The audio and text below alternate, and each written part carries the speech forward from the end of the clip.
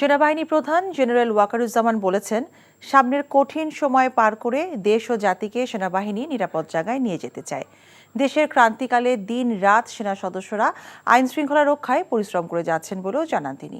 রোববার Dhaka সেনানিবাসের army multipurpose কমপ্লেক্সে বীর মুক্তিযোদ্ধা সেনা সদস্যদের সংবর্ধনা এবং সেনাবাহিনীর শান্তিকালীন পদক অনুষ্ঠানে তিনি একথা বলেন।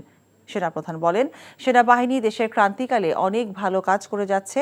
দেশ ও জাতি গঠনে বিভিন্ন কাজে সেনা সদস্যরা নিয়োজিত আছেন বলেও জানান তিনি। আমাদের সম্মানিত করেছেন,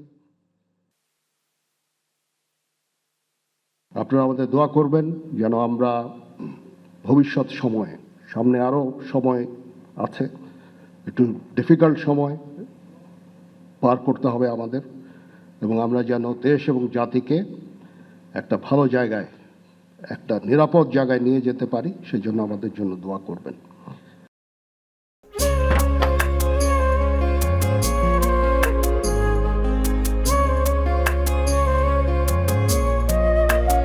এটা আমাদের ঘর, আমরা দুজন মিলে সবকিছু গোছাবো।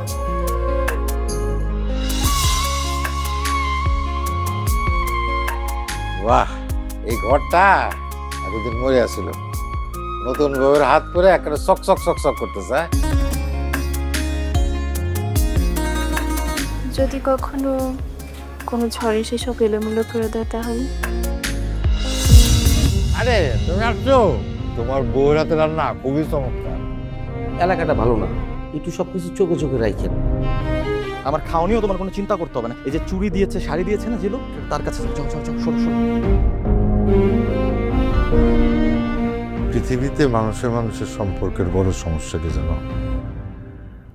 ভুল বোঝাবুঝি।